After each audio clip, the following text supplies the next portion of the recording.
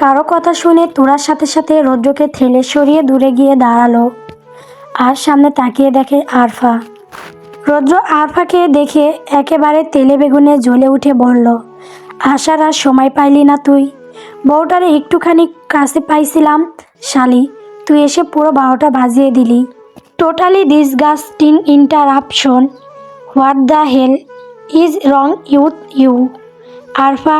রৌদ্রের কথা শুনে আরফা আকাশ থেকে পড়ার ভঙ্গি করে চোখ বড় বড় করে বলল, আমি কি আর ভবিষ্যৎ দ্রষ্টা যে জানবো তুমি এই খোলা ময়দানে মানে পাবলিক প্লেসে তোমার বইয়ের সাথে প্রকাশ্যেই রোম্যান্স করছো?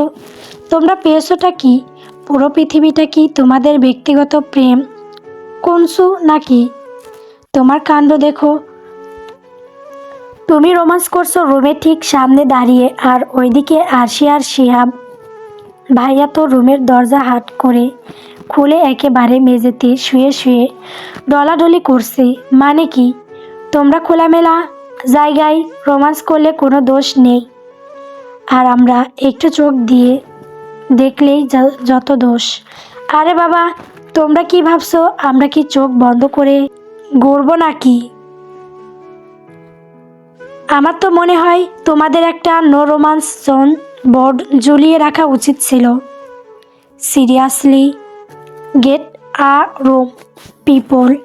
আরফার মুখে শিহাব আর আরশের রোম্যান্সের কথা শুনে তোরা আর রৌদ্র যেন থতমত খেয়ে গেল। তারা বিস্ময় নিয়ে একে অপরের দিকে চাউনি হানল, চোখে চোখে প্রশ্ন, কি শুনছি? শিহাব আরশি রোম্যান্স করছে, কথাটা কি একটুও সত্যি? রৌদ্র বিস্ময়ে হা হয়ে গিয়ে কপালে বাস ফেলে দ্রুত জিজ্ঞেস করলো আরফাকে, কি বললি তুই? আরশি আর শিহাব রোম্যান্স মানে? সত্যি করে বল। আরফা মুখ টিপে হেসে কোমরে হাত দিয়ে দাঁড়িয়ে পড়ল, তারপর পুরোপুরি ভাবলিসীনহীন মুখে বলল, হো রোম্যান্স। একেবারে ঘনিষ্ঠ হয়ে চুম্মি পর্ব চলছিল। আমি অবশ্য সেই সুযোগটা হাতছাড়া করিনি। আমিও সঙ্গে সঙ্গেই যাইয়া তাদের প্রেমের 12টা বাজিয়ে দিয়ে এসেছি। যেমন তুমি এখন তোমার বউকে জড়িয়ে ধরে স্বর্গের সুখ উপভোগ করছিলে, আর আমি এসে মধুচন্দ্রিমা ভেঙে দিলাম। আমার তো মনে হয় সৃষ্টিকর্তা আমাকে পৃথিবীতে প্রেমিক প্রেমিকাদের রোম্যান্সের 12টা বাজানোর স্পেশাল মিশনে পাঠিয়েছেন। আমি হলাম তোমাদের রোম্যান্স বিরোধী প্রধান দূত। আরফার কথাগুলো শুনে রৌদ্র এবং তোরা দুজনেই গলা শুকিয়ে গেল। তারা লজ্জায় লাল হয়ে একে অপরের দিকে তাকাতে পারল না, বরং একসাথে খক খক করে কেসে উঠল। বিয়ের হাজারো ব্যস্ততার মধ্যে আরফার হুঁশই ছিল না যে সে রৌদ্রের ছোট বোন আরশির গোপন কেসটা একেবারে ভাইয়ের সামনেই এভাবে ফাঁস করে দিয়েছে। নিজের মারাত্মক ভুল বুঝতে পেরে আরফা আতঙ্কে জিভ কামড়ে ধরল। সে দ্রুত লজ্জায় মুখ ঢেকে পরিস্থিতি সামাল দিতে তড়িঘড়ি করে তোরার দিকে তাকিয়ে বলল, আরে বাবা তোরা, তুই এখনও এইখানে দাঁড়িয়ে আছিস? এখনই ছাদে চল, গায়ে হলুদের অনুষ্ঠান শুরু হবে। তোকে তাড়াতাড়ি ডেকে নিয়ে যাওয়ার জন্য আমাকে পাঠানো হয়েছে। তাড়াতাড়ি আয়। হলুদ আর নাচের ধুম। অবশেষে শুরু হলো গায়ে হলুদের জমাকালো অনুষ্ঠান। তোরা আর তিথিকে পাশাপাশি সুন্দর করে সাজিয়ে স্টেজে বসানো হয়েছে। চারপাশ ঘিরে পরিবারের সদস্য এবং আত্মীয় স্বজনরা একে একে এসে তাদের গায়ে হলুদ লাগিয়ে দিচ্ছে। অন্যদিকে বক্সে চলছে উড়াদুরা হিন্দি গানের আওয়াজ, আর পোলাপাইন সেই তালে তালে নাচে মেতে উঠেছে। ঠিক সেই সময় আরফা আর আরশি হাতে হাত মিলিয়ে নাচতে নাচতে তোরা আর তিথির সামনে এসে দাঁড়ালো। তারা দুজনেই ফুল সাউন্ডে বক্সের গানের তালে তালে মাথা নেড়ে সুর করে হিন্দি গেয়ে উঠল, সাজান সাজান সাজান মেরে সাজান, তেরে দুলহান সাজাউঙ্গি, তেরে দুলহান সাজাউঙ্গি। দুবার গান গাওয়ার সাথে সাথে তারা দুজনের দিকে তাকিয়ে মজা করে কোমর দোলাতে লাগলো।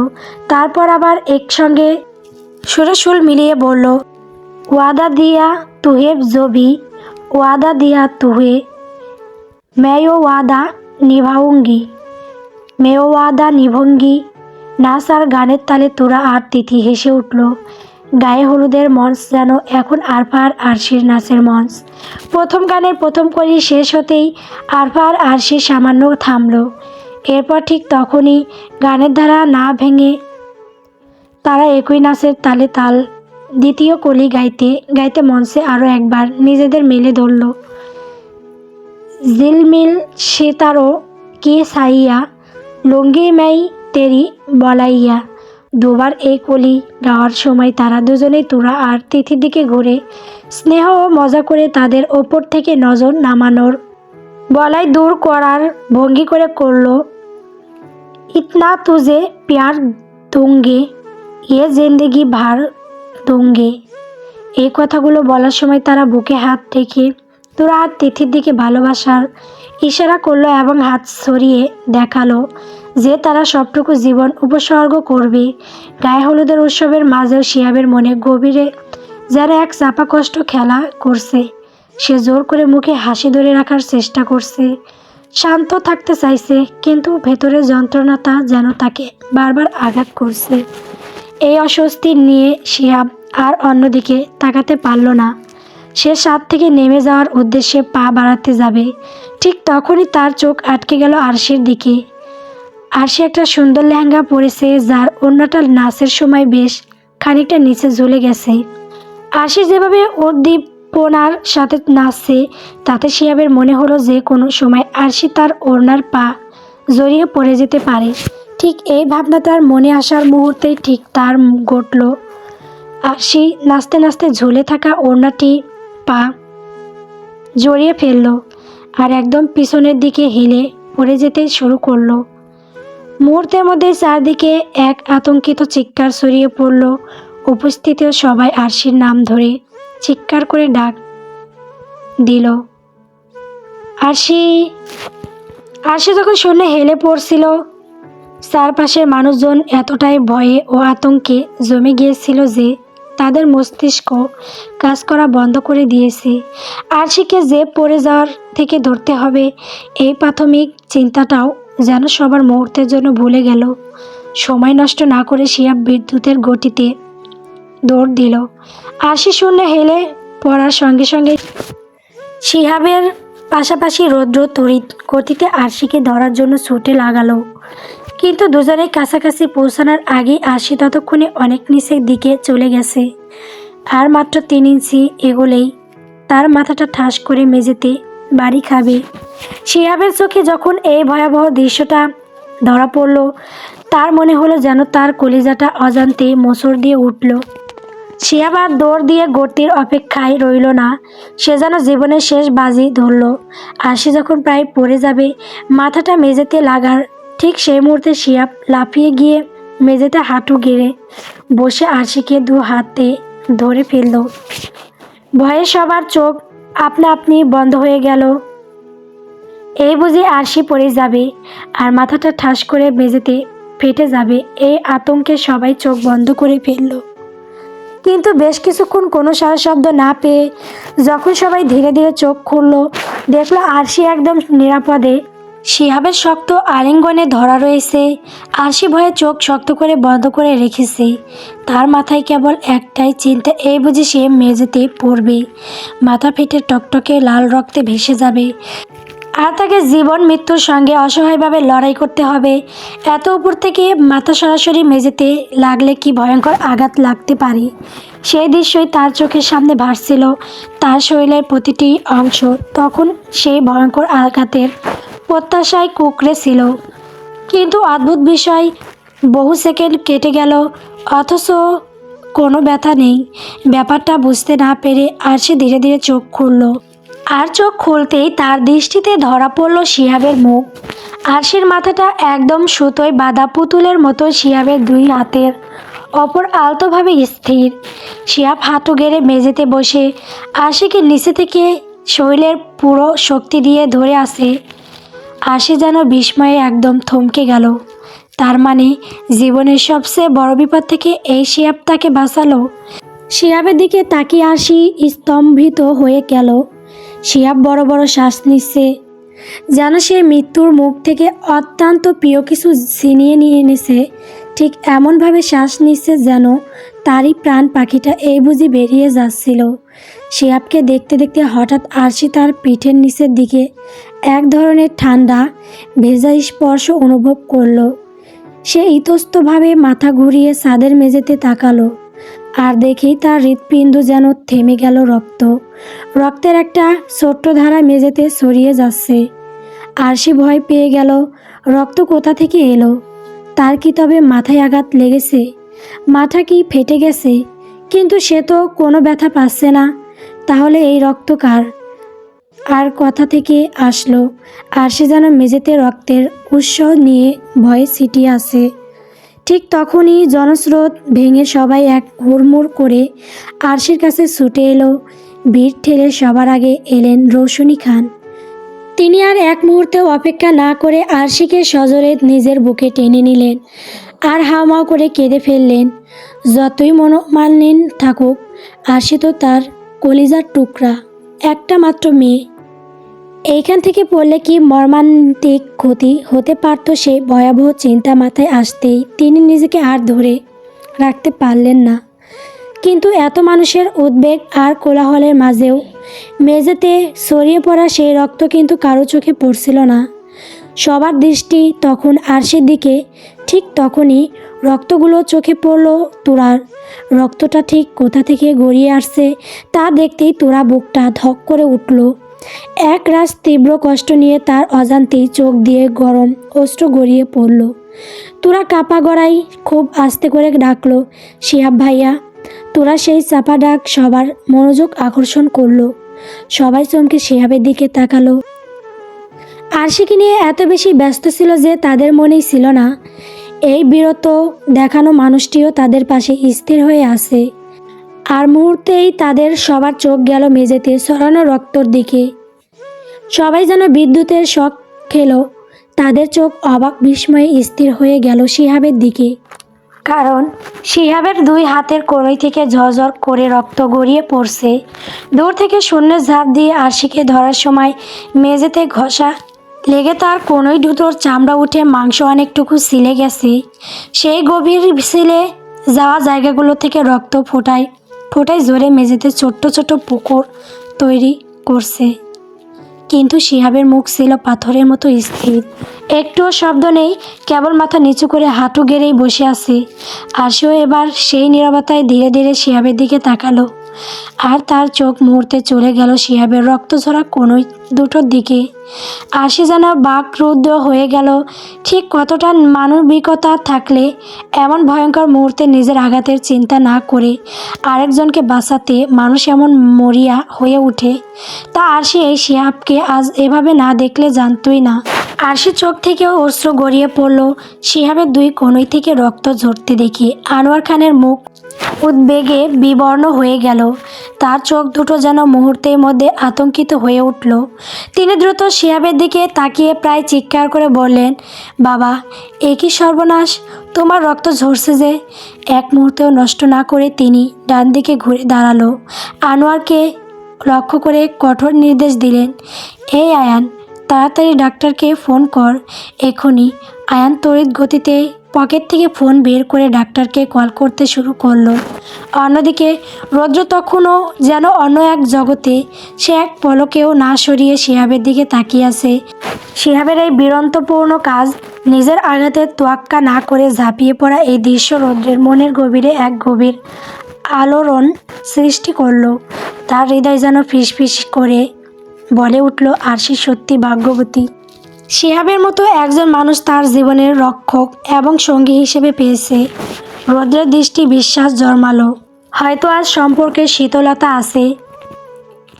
কিন্তু শিহাব নিশ্চিন্তভাবেই খুব দ্রুতই আরশিকে মন প্রাণ দিয়ে ভালোবেসে মেনে নেবে, যা আজ শিহাবের সাহসিকতা প্রমাণ করে দিচ্ছে।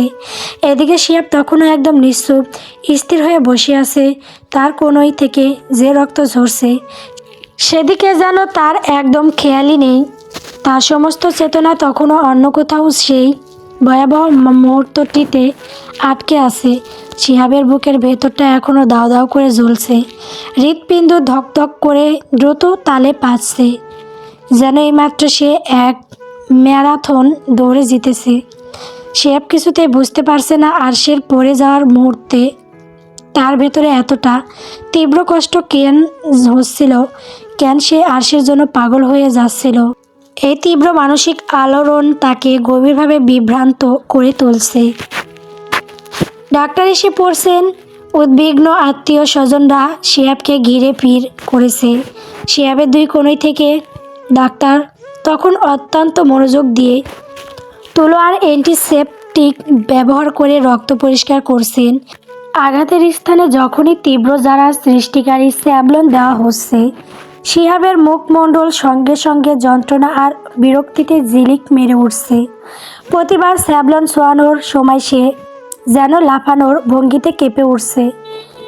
তার এই অস্থিরতা সামলাতে শিহাবের এক হাত আয়ানের মুঠোয় শক্ত করে ধরা, আর অন্য হাতে রৌদ্র আগড়ে আছে। জীবনে এই প্রথমবার শিহাব এমন বড়সড় কাটা ছেঁড়ার শিকার হলো। আজ পর্যন্ত সে বড় কোনো আঘাত, কাটা বা ফাটা দেখেনি। সে কোনোভাবেই ব্যান্ডেজ করতে রাজি হচ্ছিল না।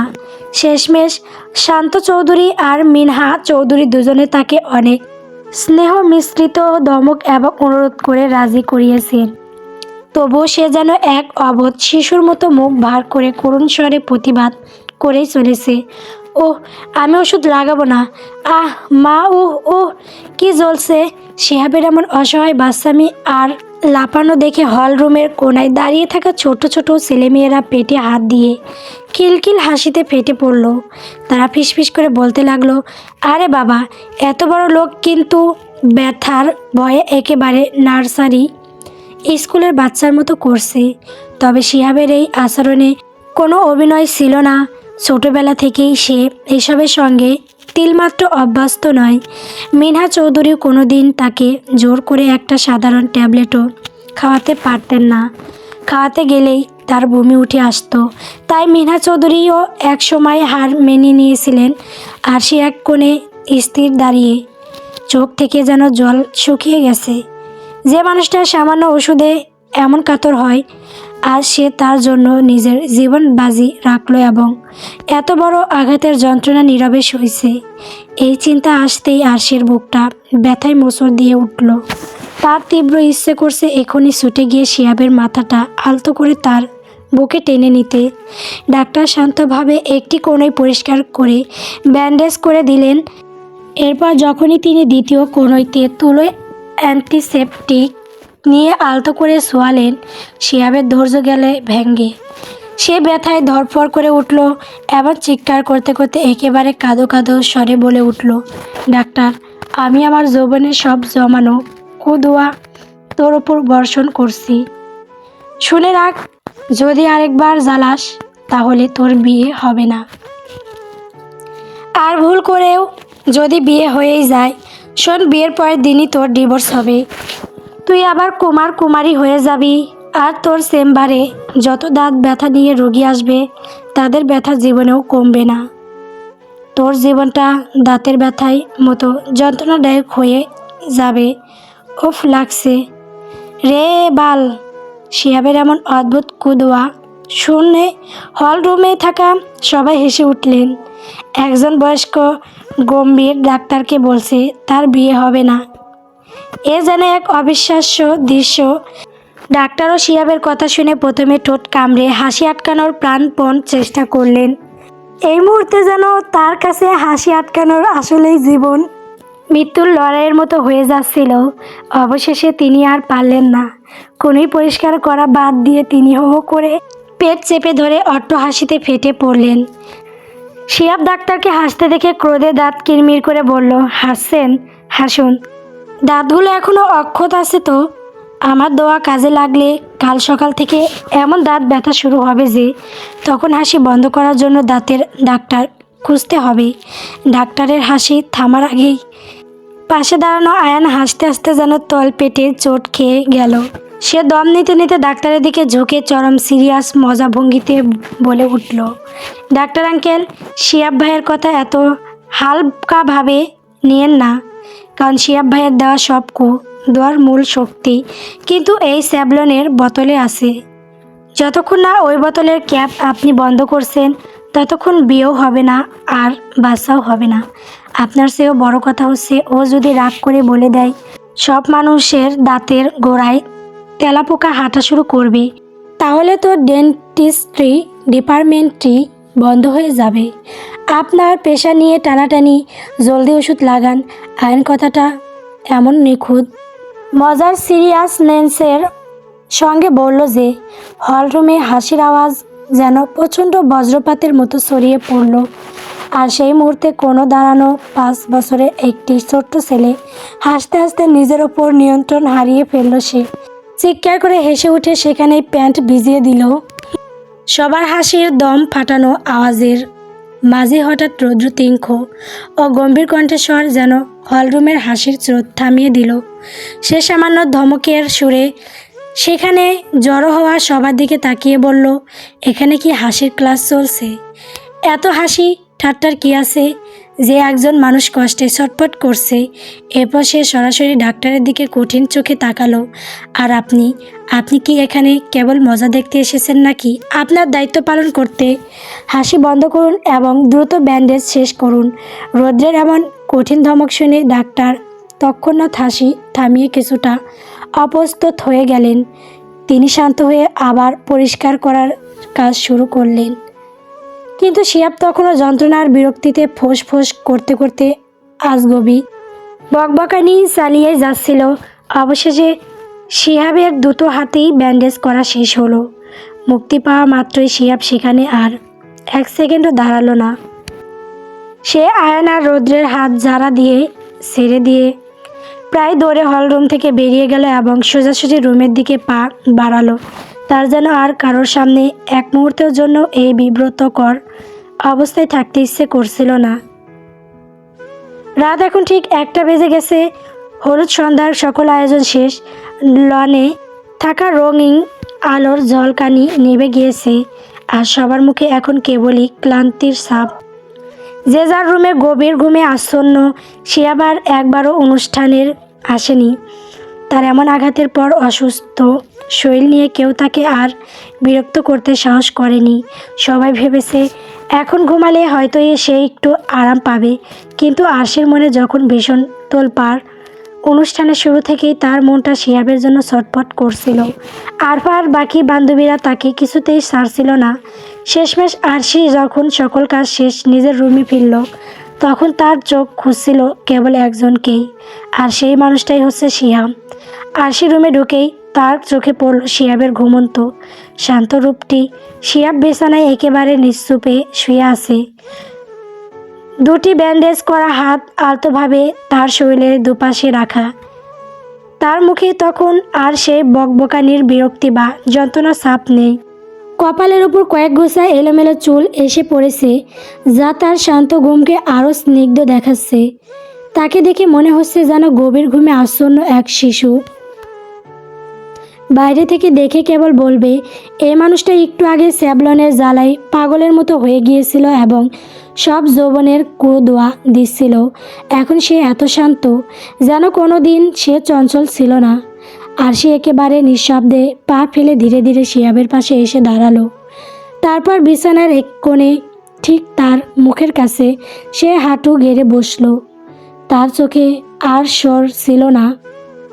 সে এক ধ্যানে শিহাবের ঘুমন্ত মুখের দিকে তাকিয়ে রইল। সেই দৃষ্টিতে ছিল গভীর মমতা এবং একরাশ অব্যক্ত অনুভূতি। আজ কেন জানি না আরশির কাছে শিহাবকে বারবার দেখতে ইচ্ছে করছে। তার মনে হচ্ছে এই মুহূর্তে পৃথিবীর সবথেকে আপন, সবচেয়ে নির্ভরযোগ্য মানুষটি হলো এই ঘুমিয়ে থাকা শিহাব। সে যেন তার সমস্ত আবেগ দিয়ে শিহাবের দিকে তাকিয়ে রইল।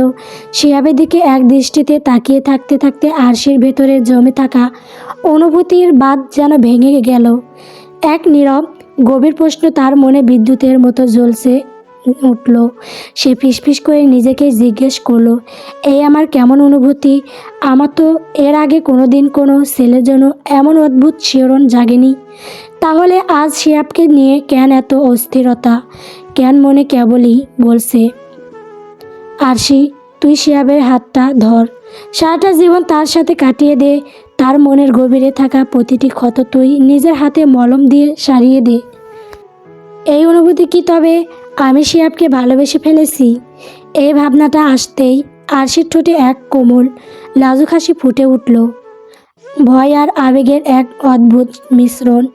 আরশি খুব সাবধানে শিহাবের কানের ঠিক কাছে মুখ নিয়ে গেল এবং নিঃশ্বাসের চেয়েও ক্ষীণ স্বরে ফিসফিস করে বলল, জানেন, আজকের এই দিনে আমি সবচেয়ে বেশি তোরাকে ধন্যবাদ দিতে চাই, কারণ সে যদি আমার ভাইকে ভালো না বাসতো তবে হয়তো আমি আপনার মতো এত মূল্যবান মানুষটিকে এভাবে পেতাম না। এখন মনে হচ্ছে আমি আপনাকে পেয়ে পৃথিবীর সবচেয়ে সৌভাগ্যবতী নারী। এরপর আসি বুক ভরা সাহস নিয়ে, গভীর প্রত্যয়ও নিয়ে আবারও জোরে কিন্তু ফিসফিস করে বলল, আমি আপনাকে ভালোবাসি শিহাব, হ্যাঁ ভালোবাসি। কথা দিচ্ছি আপনার মনে সে গভীর পুরনো সব ক্ষত আমি নিজের হাতে যত্ন করে সারিয়ে দেব। আমি আমার জীবনের শেষ নিঃশ্বাস পর্যন্ত আপনার পাশে ছায়ার মতো থেকে আপনাকে আগলে রাখবো, কখনো আপনার হাত ছাড়বো না, ছায়ার মতো পাশে থাকবো। I love you Shihab, love you so much. অন্যদিকে রুমে আয়ান অবস্থা শোচনীয়। সে ফ্রেশ হয়ে শুয়ে পড়লেও চোখে এক ফোঁটা ঘুম নেই। বিছানায় শুয়ে সে শুধু এপাশ ওপাশ করছে, যেন ভেতরে এক তীব্র ছটফটানি চলছে। গতকাল রাতে তিথির শরীরের সেই মৃদু উষ্ণতা যেন এখনও তার ত্বকে লেগে আছে, আর সেই উষ্ণতা এখন নেশার মতো তাকে আবার পাওয়ার জন্য ব্যাকুল করে তুলছে। তার অদম্য যৌবন যেন তাকে জোর করে তিথির কাছে টেনে নিয়ে যেতে চাইছে। এই অস্থির অনুভূতি থেকে মুক্তি পেতে আয়ান শক্ত করে কোলবালিশ জড়িয়ে ধরল, যেন সেই স্পর্শ তাকে শান্ত করতে পারে, কিন্তু কোনো ফল হলো না। ঘুমের বিন্দু মাত্রও তার চোখে আসছে না। আয়ান নিজেকে প্রশ্ন করছে, এ কী হচ্ছে আমার? আগে তো কখনো এমন হয়নি। তাহলে কাল রাতে এই ঘটনার পর থেকে কেন আমার মন বারবার তিথির কাছে যাওয়ার জন্য পাগল হয়ে উঠেছে? সে যেন নিজের এই অস্থিরতার কারণ খুঁজে পাচ্ছে না। বিরক্তিতে ফুসফুসে আয়ান বিছানায় উঠে বসল, যেন তার ভেতরে এক দহন চলছে। দুহাতে মাথার চুলগুলো আক্রোশে খামচে ধরল। তার চোখ মুখ তখন কেবল অস্থিরতা আর ক্রোধের আগুন। সে তীব্র ঘৃণায় নিজেকেই ধমকালো, সব এই তিথি শালির জন্য। শালি, আমি তো বউ সারা দিনের পর দিন একা থাকতে থাকতে নিজেকে পাথরের মতো শক্ত বানিয়ে ফেলেছিলাম। বিয়ে না করলেও আমার আর বউয়ের নেশা উঠতো না, আর তুই কিনা এক রাতে উষ্ণতায় সেই পাথরটাকেই গলিয়ে দিলি। পরের মুহূর্তে যেন তার ভেতরে থাকা যুক্তি কিছুটা হলেও জেগে উঠল। আয়ান নিজেই নিজেকে বোঝাতে চাইল, কেন রে আয়ান, তুই বউ থাকতে এভাবে ছটপট ছটপট করবি? তুই বউকে মেনে নিস বা না নিস, কিন্তু তোর একজন বউ তো আছে, আর বউ থাকতে বাইরে এভাবে ছটপট করার কোনো মানেই হয় না। যা এখন বউয়ের কাছে, কোন হালা শ্বশুর তোকে আটকাবে? তোরে দেখি। এ ভাবনা যেন তাকে এক উন্মুক্ত তাড়না দিল। কথাটা শেষ করে আয়ান আর এক সেকেন্ডও দেরি করল না। সে যেন এক অদম্য নিয়ন্ত্রণহীন তাগিদে বিছানা থেকে প্রায় লাফিয়ে নামলো। বড় বড় পা ফেলে প্রায় ছুটে সে সোজা রুম থেকে বেরিয়ে গেল এবং দ্রুত গতিতে তিথির রুমের সামনে এসে দাঁড়ালো। কিন্তু তিথির রুমের সামনে এসে আয়ানের চোখ পড়ল দরজার দিকে। সেটা ভেতর থেকে লক করা। এই দৃশ্য দেখে তার মেজাজটা মুহূর্তে অগ্নিশর্মা হয়ে গেল। তিথি নিশ্চিন্তে ভেতরে ঘুমিয়ে আছে, আর তাকে বাইরে অস্থির হয়ে দাঁড়িয়ে থাকতে হচ্ছে। এই অপমান আর প্রত্যাখ্যান যেন তার রাগ আরও বাড়িয়ে দিল। তিথির বন্ধ দরজা দেখে আয়ানের ভিতরে থাকা ক্রোধ আর অস্থিরতা চূড়ান্ত পর্যায়ে পৌঁছালো। সে দরজা থেকে এক পা পিছু হাঁটল এবং দাঁত কিরমির করে বলল, ডাইনি রাক্ষসী পেতনি, তুই আমার ঘুমের বারোটা বাজিয়ে নিজে নিশ্চিন্ত হয়ে ঘুমাচ্ছিস? না না, আমি আয়ান, তা তো দেখতে পারি না, দাঁড়া, আইতাছি তোর ঘুমের বারোটা বাজাইতে। কথাটা বলে আয়ান আর দরজার সামনে দাঁড়ালো না। তার মাথায় তখন যেন শুধুই তিথিকে পাওয়ার উন্মুক্ততা। সে সিদ্ধান্ত নিল সরাসরি ভেতরে না ঢুকতে পারলে সে অন্য পথ নেবে। আয়ান ধীরে ধীরে বাড়ির বাইরে বেরিয়ে গেলে রাতের অন্ধকারে সে সরাসরি তিথির রুমের বেলকনির সামনে এসে দাঁড়ালো। বেলকনিতে ওঠার একমাত্র অবলম্বন হলো পাশে থাকা পানির পাইপ। এক মুহূর্তেও চিন্তা না করে পাগলা উন্মুক্তের মতো আয়ান সেই পাইপ ধরে বেয়ে বেয়ে উপরে উঠতে শুরু করলো।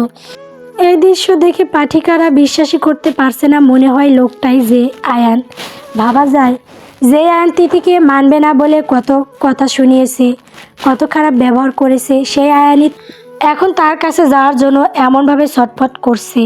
নিজের সব অহংকার ভুলে, সব বিপদ অপেক্ষা করে সে এখন শুধু তিথির কাছে পৌঁছানোর জন্য পাইপে উপরে উঠছে। তার এই প্রচেষ্টা যেন তার তীব্র আকাঙ্ক্ষার এক চরম বহিঃপ্রকাশ। গল্প নির্লজ্জ ভালোবাসা পরবর্তী পর্ব পাওয়ার জন্য অবশ্যই চ্যানেলটিকে সাবস্ক্রাইব করবেন, না করলে গল্প দেওয়া হবে না। ধন্যবাদ।